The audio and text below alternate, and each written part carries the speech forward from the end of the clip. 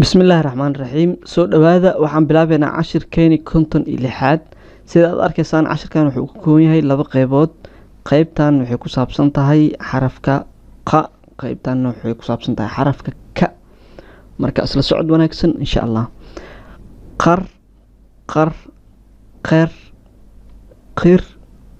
qor qor aan ku celiyo qar qir qir qor qor قار قير قير قور قور وقر قر قير قر قر قار قير قير قور قور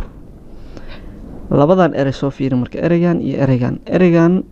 wuxuu ka kooban yahay laba qaybood qaybtan oo ah qa iyo qaybtan kale oo ah ran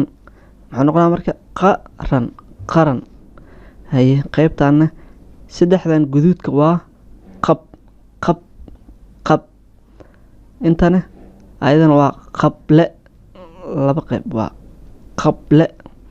qab qable qab qable waa qaran qab qable aye qaybtan kale imaa marka kar ker kir kor kur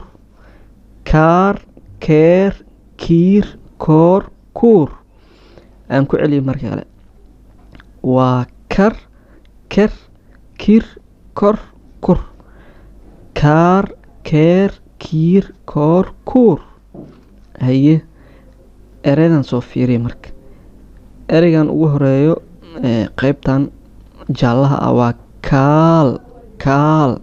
guduudkana mo muxuu noqonaa marka kaalmo kaalmo haye eraygan kale asna waa qaybta jaallaha waa ka qaybta guduudkana ris ris ka ris karis karis marka waxaan rajeynayaa inaad fahanteen haddii wax su-aal jiraan waa isu weydiin doontiin insha Allah la socda cashirka 57 guula idin rajeynaa dhammaantiin wassalaamu calaykum waraxmatullaahi wabarakaatu